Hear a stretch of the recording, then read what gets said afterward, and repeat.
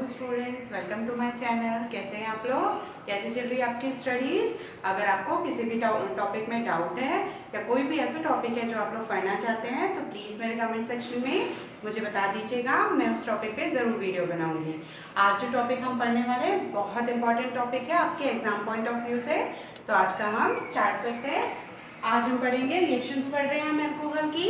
तो आज उसमें हम पढ़ेंगे dehydration of alcohol. Dehydration of alcohol बहुत इंपॉर्टेंट है। डिहाइड्रेशन ऑफ एल्कोहल, तो डिहाइड्रेशन नाम में ही समझ में आ रहा है। What do mean by dehydration? It means elimination of water molecule.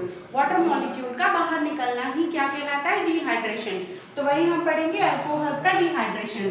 तो जब अल्कोहल वाटर मॉलिक्यूल रिलीज करता है तो डिहाइड्रेशन कहलाता है अल्कोहल का, और वो क्या प्रोडक्ट बनाता है? एल्कीन का फॉर्मेशन करता है। यहाँ इंपॉर्टेंट बात ये है, सबसे पहले इंपॉर्टेंट बात है टेम्परेचर, कि जब अल्कोहल को आप हाई टेम्परेचर पे हीट करते हो, जैसे यहाँ टेम्परेचर अबव 300 डिग्री सेंटीग्रेड है, 350 to 400 degree centigrade.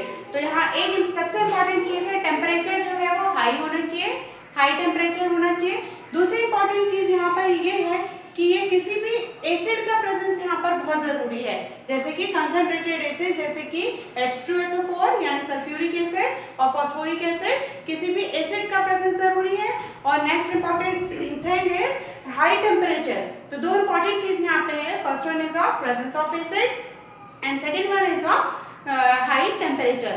So when alcohol get heated at the temperature of 350 to 400 degree centigrade in the presence of concentrated sulfuric acid or phosphoric acid, it forms alkene. वो alkene का formation करता है। तो ये alcohol है, जैसे ये ethanol लिया है हमने यहाँ पर। इस एथेनॉल को कंसंट्रेटेड H2SO4 के प्रेजेंस में हीट करेंगे तो एल्कीन का फॉर्मेशन होगा। कुछ नहीं है, हम इसको ऐसे भी लिख सकते हैं।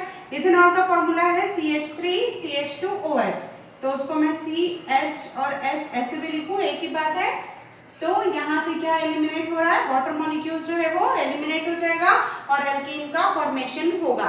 तो ये कहलाता है आपका डिहाइड्रेशन ऑफ एल्कोहल। इसके कुछ स्टेप्स हैं, इसका मैकेनिज्म है, बहुत इंपॉर्टेंट है। इस मैकेनिज्म से भी क्वेश्चन आता है। अच्छा, ये इंपॉर्टेंट चीज है, लास्ट क्लास में हमने बताया था ये कौन सी रिएक्शंस पढ़ रहे हैं?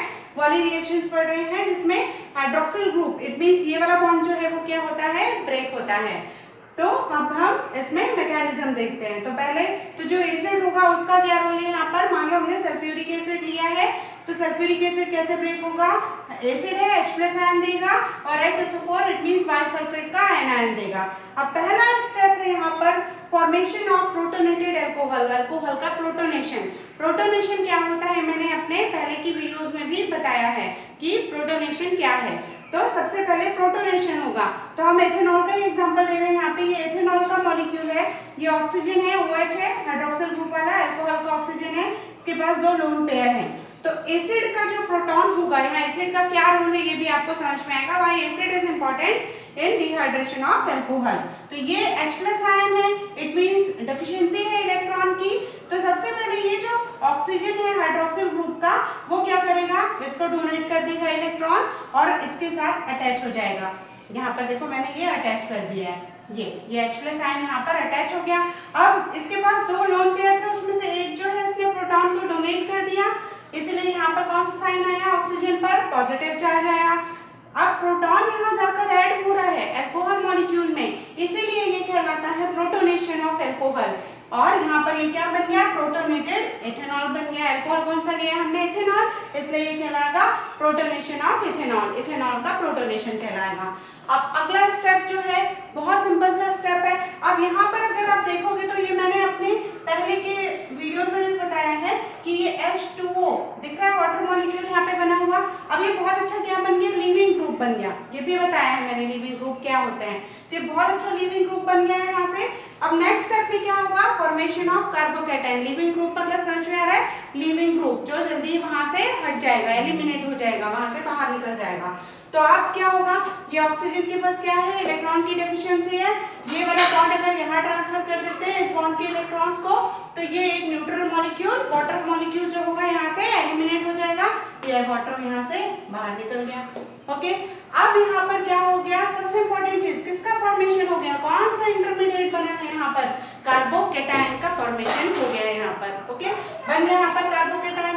इंपॉर्टेंट चीज क्या है, कार्बोकेटायन। कौन सा इंटरमीडिएट बनता है डिहाइड्रेशन ऑफ अल्कोहल में, कार्बोकेटायन का फॉर्मेशन होता है। ओके, अब ये बन गया हमारा इंटरमीडिएट। अगला स्टेप और लास्ट स्टेप क्या है, अब इसको न्यूट्रल भी होना है, ये तो कार्बोकेटायन है। इंटरमीडिएट हमेशा क्या होते हैं, अनस्टेबल होते हैं, वो हमेशा स्टेबिलिटी गेन करना चाहते हैं।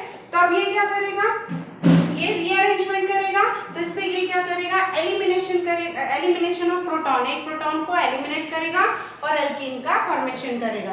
तो यहाँ से ये वाला बॉन्ड जो है वो यहाँ पर चले जाएगा, ये बॉन्ड यहाँ शिफ्ट हो जाएगा, जिससे यहाँ डबल बॉन्ड बन गया है। और जब ये वाला बॉन्ड यहाँ चले गया, मतलब ये किस फॉर्म में बाहर निकल जाएगा, H+ आयन के फॉर्म में ये बाहर हो जाएगा। तो यही क्या कहलाता है आपका, किसका फॉर्मेशन हो गया, अब एल्कीन का फॉर्मेशन हो गया यहाँ पर। तो ये है प्रोटोनेशन ऑफ, पहला स्टेप क्या था, protonation of alcohol, second step क्या था, formation of carbocation, next step क्या था यहाँ पर, elimination of proton and formation of alkene, alkene का फॉर्मेशन होना। तो ये इंपॉर्टेंट चीज थी यहाँ पर डिहाइड्रेशन ऑफ अल्कोहल की। और ये मैकेनिज्म भी बहुत इंपॉर्टेंट है, कौन सा इंटरमीडिएट बनता है, तो यहाँ पर कार्बोकेटायन इंटरमीडिएट बनता है। अब यहाँ पर एक और इंपॉर्टेंट चीज है कि जो डिहाइड्रेशन का रेट होगा वो किस पर डिपेंड करेगा। तो ऑफकोर्स ये पहले भी हम पढ़ चुके हैं कि जो डिहाइड्रेशन का रेट होगा वो इंटरमीडिएट की स्टेबिलिटी पर डिपेंड करेगा। तो कार्बोकेटायन की स्टेबिलिटी किस बात पे डिपेंड करती है, कितने अल्काइल पार्ट उसके पास अटैच है, इट मींस इंडक्टिव इफेक्ट पे डिपेंड करती है, ये पहले भी मैंने बताया है। तो जैसी स्टेबिलिटी कार्बोकेटायन की होगी वैसे ही डिहाइड्रेशन का रेट भी होगा। इट मींस जो टर्शियरी कार्बोकेटायन होता है वो सबसे ज्यादा स्टेबल होता है, बिकॉज 3 अल्काइल पार्ट होते हैं। ओके, लास्ट भी वीडियोस में मैंने बता दिया है ये। तो सिमिलर रेट जो होगा डिहाइड्रेशन का होगा अल्कोहल के।